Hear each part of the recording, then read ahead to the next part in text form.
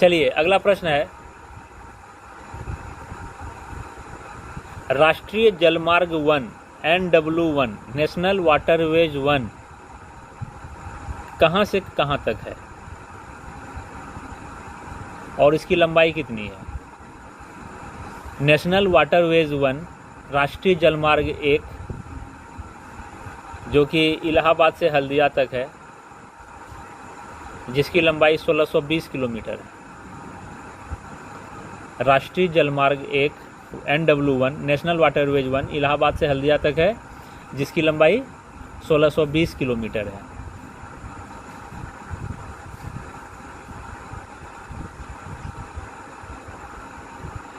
अगला प्रश्न है, यमुना एक्शन प्लान औपचारिक रूप से कब शुरू किया गया? यमुना एक्शन योजना, यमुना एक्शन प्लान औपचारिक रूप से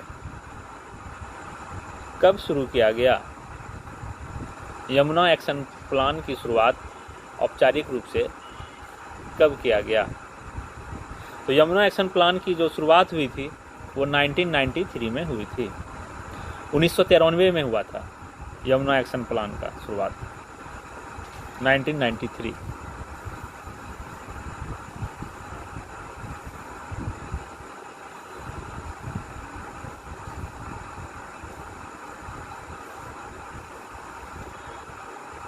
अगला प्रश्न है,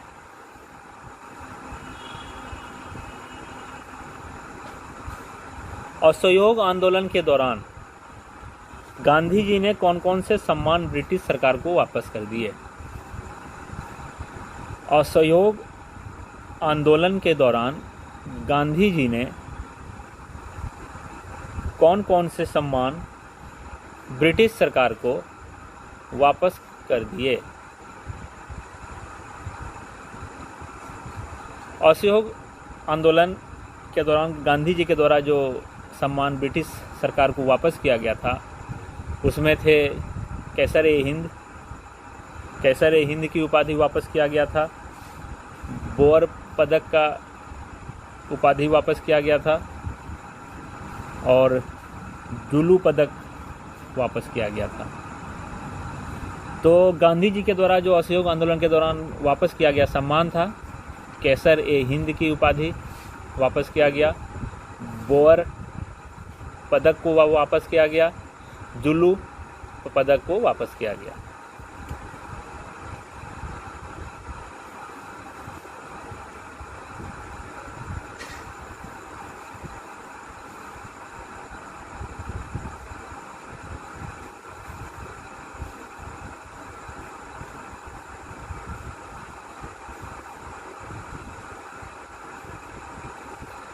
अगला प्रश्न, भारतीय संविधान में न्यायिक पुनरावलोकन जो कि उच्चतम न्यायालय के द्वारा किया जाता है, भारतीय संविधान में न्यायिक पुनरावलोकन जिसको कि जुडिशियल रिव्यू भी कहते हैं, भारतीय संविधान में न्यायिक पुनरावलोकन जिसको कि जुडिशियल रिव्यू भी कहते हैं, जो कि सुप्रीम कोर्ट के पास इसका अधिकार है, यह किस देश के संविधान से लिया गया है? भारतीय संविधान में न्यायिक पुनरावलोकन जुडिशियल रिव्यू जो कि सुप्रीम कोर्ट के अधिकार क्षेत्र में है, उच्चतम न्यायालय के अधिकार क्षेत्र में है, किस देश के संविधान से लिया गया है? जुडिशियल रिव्यू न्यायिक पुनरावलोकन अमेरिका के संविधान से लिया गया है,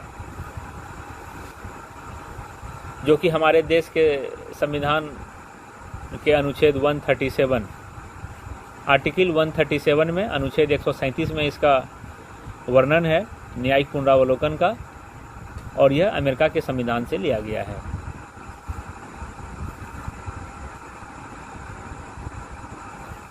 अनुच्छेद 137 के द्वारा न्यायिक पुनरावलोकन सुप्रीम कोर्ट उच्चतम न्यायालय के अधिकार क्षेत्र में आता है, क्योंकि वो हमारे देश का सबसे एपेक्स कोर्ट है, उससे ऊंचा कोई भी कोर्ट नहीं है। इसलिए उनको अपने दिए गए निर्णय पर पुनर्विचार करने का अधिकार है कि उन्होंने जो भी निर्णय दिया उसको वो फिर से रिव्यू कर सकते हैं, और इसका वर्णन जो है हमारे संविधान में है, जो कि अनुच्छेद 137 में है। और अमेरिका के संविधान से इसको हमारे देश के संविधान में शामिल किया गया है। अगला प्रश्न है, उपसौरिक एवं अपसौरिक को मिलाने वाली काल्पनिक रेखा को क्या कहते हैं? उपसौरिक एवं अपसौरिक को मिलाने वाली काल्पनिक रेखा को क्या कहते हैं? उपसौरिक एवं अपसौरिक को मिलाने वाली काल्पनिक रेखा को क्या कहते हैं?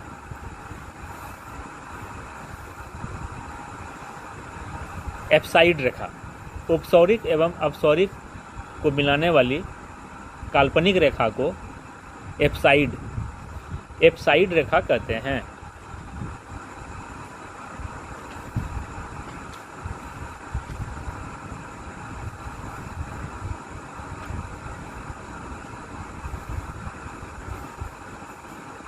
अगला प्रश्न है, लीला सैमसन का संबंध किस क्षेत्र से है? लीला सैमसन का संबंध किस क्षेत्र से है?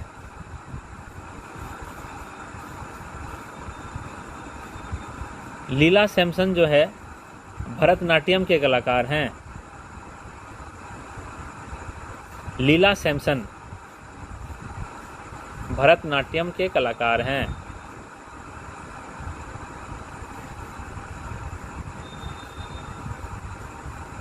अगले प्रश्न की ओर आते हैं। दुनिया की सबसे बड़ी वीडियो लाइब्रेरी कौन सी है? दुनिया की सबसे बड़ी वीडियो लाइब्रेरी कौन सी है? तो दुनिया की सबसे बड़ी वीडियो लाइब्रेरी YouTube है। दुनिया की सबसे बड़ी वीडियो लाइब्रेरी YouTube है।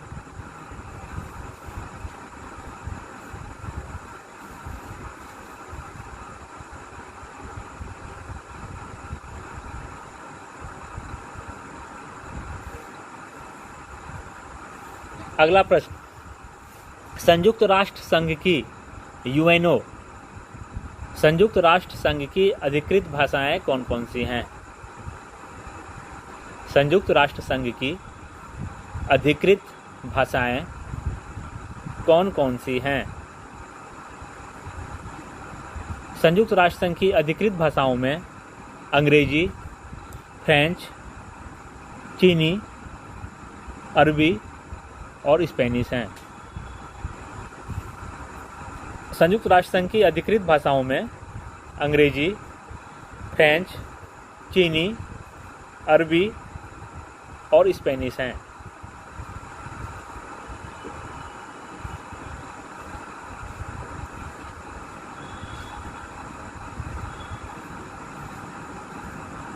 अगला प्रश्न है, सलीम अली पक्षी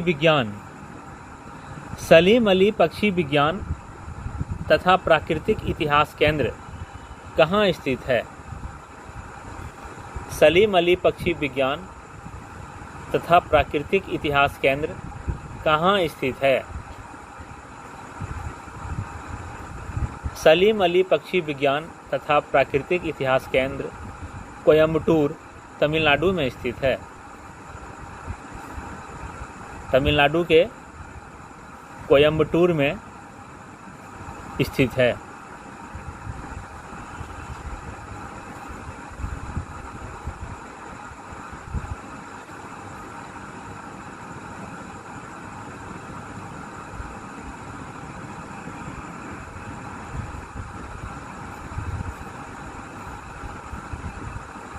अगला प्रश्न है, ईमेल का सर्वप्रथम प्रयोग किसने किया था? ईमेल का सबसे पहले प्रयोग किसने किया था? ईमेल का सबसे पहले प्रयोग रे टॉमलिंसन ने किया था।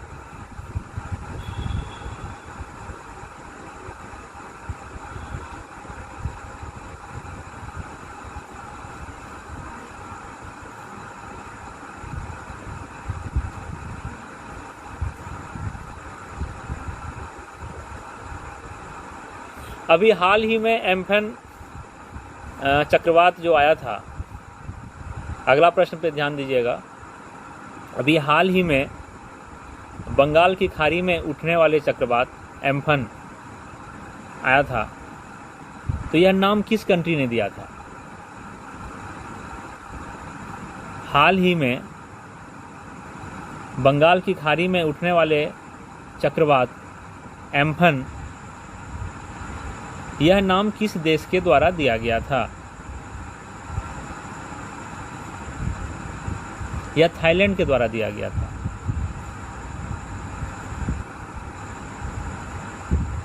जो कि मई 2020 में आया था। एम्फन, बंगाल की खाड़ी में उठने वाले चक्रवात एम्फन का नाम थाईलैंड के द्वारा दिया गया था, जो कि मई 2020 में आया था।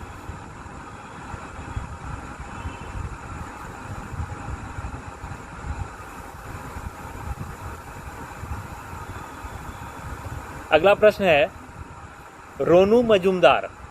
रोनू मजूमदार का संबंध किस क्षेत्र से है? रोनू मजूमदार का संबंध किस क्षेत्र से है?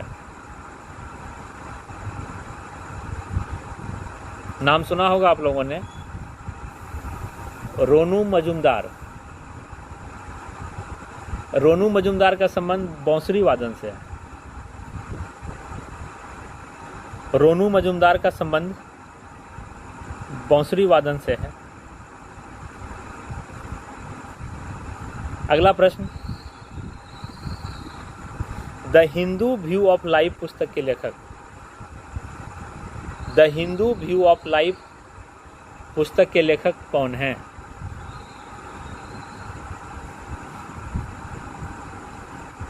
The Hindu view of life पुस्तक के लेखक कौन हैं? Sarvepalli Radhakrishnan. The Hindu view of life पुस्तक के लेखक सर्वपल्ली राधाकृष्णन हैं, जो कि हमारे देश के पहले उपराष्ट्रपति हैं, और इन्हीं के जन्मदिन को शिक्षक दिवस के रूप में मनाया जाता है।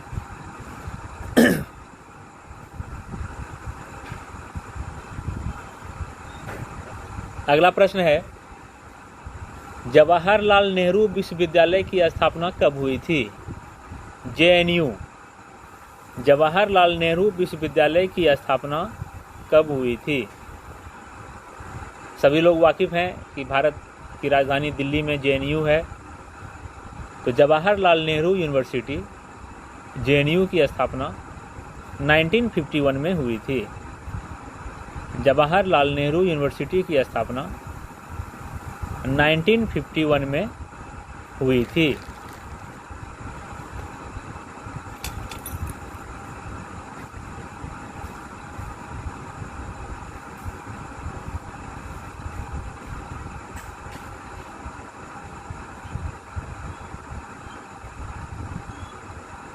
चलिए अगला प्रश्न है, भारतीय पुरातत्व सर्वेक्षण। भारतीय पुरातत्व सर्वेक्षण आर्कियोलॉजिकल सर्वे ऑफ इंडिया किस मंत्रालय के अंतर्गत आती है? भारतीय पुरातत्व सर्वेक्षण किस मंत्रालय के अंतर्गत आती है? यह भारत के संस्कृति मंत्रालय के अंतर्गत आती है।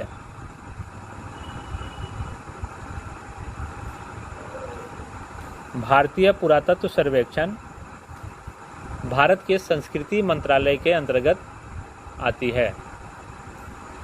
तो दोस्तों, आज का ये क्विज का सेशन इसी प्रश्न के साथ समाप्त करना चाहेंगे। और जैसा कि आप लोग को बताए भी थे कि हम लोग जो है लाइव आएंगे, तो आज कुछ तकनीकी खराबी के कारण हम लोग थोड़ी लेट से इसको शुरू कर पाए और हम लोग लाइव नहीं आ पाए। तो हम लोगों ने सोचा क्या कि जो भी परेशानी है उसको हम लोग बाद में देख के लाइव आएंगे, लेकिन इस समय को हम लोग जो है अगर रिकॉर्ड कर लेते हैं इस क्विज को, फिर हम लोग अपने YouTube पे शेयर कर देते हैं, तो आप लोगों के बीच में ये क्विज पहुंच जाएगा। तो इसीलिए हम लोगों ने इसको जो है रिकॉर्डिंग करना शुरू किया, और ये रिकॉर्डिंग क्विज हम लोग अपने चैनल पे छोड़ रहे हैं। इसको आप वहाँ पे व्यू कर लेंगे, आप अपनी जानकारी को बढ़ा लेंगे। और हम लोगों ने जो ये रखा है कि अल्टरनेट सोमवार, मंगलवार को नहीं होगा। आज सोमवार है, बुधवार, शुक्रवार, वीक में 3 दिन अभी ये चलेंगे। हम लोग वीक में 3 दिन आपके बीच में ये क्विज के सेशन को लेकर आएंगे। और आप लोग जहाँ भी हैं अभी अपने घर में हैं, सुरक्षित रहिए, अच्छे से रहिए और भयभीत नहीं रहिए।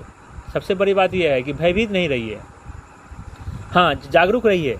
ऐसा नहीं है कि अवेयर नहीं रहना है, अवेयर रहना है, जागरूक रहना है, लेकिन भयभीत नहीं होना है, निगेटिव नहीं जाना है, पॉजिटिव सोचिए। क्योंकि धीरे धीरे जो है अच्छा समय आने ही वाला है। आपको ये नहीं सोचना है कि हम लोग जो है निगेटिव की ओर जा रहे हैं, हम लोग पॉजिटिव की ओर ही जा रहे हैं। धीरे धीरे जो भी महामारी का प्रकोप है वो कम होगा। और इसमें कहा भी गया है, आज से 2-3 महीने पहले भी ICMR Indian council of medical research के साइंटिस्ट के द्वारा भी कहा ही गया था कि आने वाले समय में ये जो कोरोना महामारी है ये कॉमन फ्लू की तरह फैल जाएगा, हर जगह होगा, हर कोई लोग इससे प्रभावित होंगे, लेकिन 85% की आबादी को इसमें कोई उपचार नहीं करना पड़ेगा। वो कॉमन फ्लू की तरह होगा और अपने आप लोग ठीक भी होंगे। और 10 से 15% लोगों के, ये बात मैं ICMR के साइंटिस्ट और वहाँ के जो अध्यक्ष हैं डॉक्टर बलिराम भार्गव, उनके द्वारा जो कहा गया था उसी बात को मैं कह रहा हूँ, ये मेरी बात नहीं है। और उन्होंने कहा था कि आने वाले समय में जो है 85% लोग यूँ ही ठीक होंगे और उनको हम कोई उपचार नहीं करेंगे, और 10 से 15% लोगों के जो है उपचार की ज़रूरत पड़ेगी और वो उपचार से भी ठीक हो जाएंगे। और आने वाले समय में हम लोग देख ही रहे हैं कि क्या हो रहा है कि रिकवरी रेट हमारा बढ़ते जा रहा है, लोगों का जो रेसिस्टेंस है वो बढ़ते जा रहा है। आप दिल्ली का एग्जांपल लीजिए कि 90% वहाँ पे रिकवरी रेट हो चुका है। तो कुछ ही समय में ये जो है बहुत घबराने की बात नहीं है, हम लोग को थोड़ा हाँ लेकिन जागरूक रहना है। जो भी प्रिकॉशन है, जो भी एडवाइजरी है इससे संबंधित, उसका हमको पालन करना है। और इसमें हम लोग को ये देखना है कि हमारे तरफ से कोई लापरवाही ना हो, हमें अपने तरफ से कोई लापरवाही नहीं करनी है। ज़्यादा भीड़ भाड़ वाले जगह में नहीं रहना है, जो भी सैनिटाइज है उसका यूज करना है, फेस मास्क है उसका यूज करना है। तो हम लोग जो है थोड़ा सोशल डिस्टेंस मेंटेन करेंगे तो अपने आप हम लोग इस बीमारी से बचे रहेंगे। और अपने खान पान में जो बदलाव लाने का है उसको करना है, वो तो सबको पता ही है। तो हम लोग जो है इस क्विज के माध्यम से आपके बीच में आते रहेंगे। आज हम लोग का ये पहला दिन था और जो भी प्रश्न ला पाए आज थोड़ी पहली दिन थी, थोड़ी तैयारी करने में भी लेट हो गई। और भी इसी तरह से मिला जुला प्रश्न आपके बीच में लेते आएंगे, चाहे वो करंट अफेयर्स का इशू हो, चाहे वो ट्रेडिशनल क्वेश्चन का हो, जनरल साइंस का हो, जनरल स्टडी का हो। हर क्षेत्र को हम लोग छुएंगे, हर एरिया से प्रश्न आपके बीच में लेके आएंगे ताकि आपके आने वाले तमाम परीक्षाओं में वो उपयोगी हो। और आप लोग ज़रा सा भी निराश नहीं होइए, क्योंकि जो एग्ज़ाम होने वाले हैं वो तो होंगे ही होंगे और आगे भी वैकेंसी आएगी। ऐसी नहीं है कि वैकेंसी नहीं आएगी। अभी बहुत बच्चे जो दूर में हैं, जो अपने घर पे हैं, बहुत सारी बातों को सुन के, बहुत सारी बातों को मन में रख करके डिप्रेशन में जा रहे हैं। बहुत लोग निगेटिव सोच रहे हैं कि आगे क्या होगा, नहीं होगा। नहीं, ऐसा नहीं है, आगे आपका अच्छा ही होगा। आप अपने तैयारी को बेहतर रखिए। बहुत सारी परीक्षाएं अभी होनी है। आप लोगों ने एटलीस्ट जिस परीक्षाओं का फॉर्म भरा है कम से कम उसके लिए तैयार रहिए। NTPC का ही फॉर्म भरा है, ग्रुप डी का ही फॉर्म भरा है, रेलवे का आपने जो है बहुत सारे एग्ज़ाम में क्वालिफाई भी किया है। बहुत लोग बिहार के दरोगा वाले PT एग्ज़ाम में क्वालिफाई किए हैं। बहुत लोग बिहार कर्मचारी चयन आयोग के इंटर स्तरीय परीक्षा में क्वालिफाई करके हैं। उन लोगों का मेन परीक्षा होना है। नया सचिवालय की नोटिफिकेशन आनी है। इस महामारी को लेकर वो सब रुक गया है, लेकिन कुछ दिन के बाद वो ज़रूर आएगा। अभी देखिए फॉरेस्ट गार्ड का नोटिफिकेशन आया है बिहार सरकार के पर्यावरण मंत्रालय विभाग के द्वारा। आप लोग उस फॉर्म को भरिएगा, अभी उसके लिए पर्याप्त समय है। फॉरेस्ट गार्ड में पिछले बार भी हम लोगों के यहाँ से बहुत लोगों का हुआ है। तो आप लोगों के लिए मौकाएं जो है आ रही है। आप लोग को अपने आप को तैयार रखना है। अपने आप को ये रखना है कि जब भी हम एग्ज़ाम में अब बैठें तो वहाँ पे जो है हम लोग उसको सिक्योर कर पाएँ। और हम लोग आशीर्वाद में भी मिलेंगे। कुछ दिन का बात है, उम्मीद है 1 आध महीने के बाद हम लोग का यहाँ पे शुरू हो सकता है। जैसा कि सोर्सेज से पता चला है कि सितंबर में उम्मीद है कि हम लोग यहाँ पे फिर मिल करके अपना ऑफलाइन मोड भी है वो भी शुरू करेंगे। लेकिन फ़िलहाल जब तक हम लोग यहाँ नहीं मिल पाते हैं, इसी तरह ऑनलाइन के माध्यम से, अपने YouTube के माध्यम से हम आपके बीच में प्रश्न और उत्तर लेके आते रहेंगे। और जो भी हम लोगों से हो पाएगा वो हम आपके ज्ञान को आगे बढ़ाने के लिए, आपके कॉन्फिडेंस को आगे बढ़ाने के लिए जो भी छोटी से छोटी पहल, बड़ी से बड़ी पहल है, उसको हम लोग करते रहेंगे। ठीक है, इन्हीं शब्दों के साथ बहुत बहुत धन्यवाद और बहुत बहुत शुक्रिया। और ऑल द बेस्ट आपको अपकमिंग एग्ज़ाम के लिए, कि आप जो है अपने एग्ज़ाम के लिए तैयार रहिए। हम लोग हमेशा आपके साथ हैं और आशीर्वाद परिवार आपके लिए हमेशा तैयार है। थैंक यू, धन्यवाद।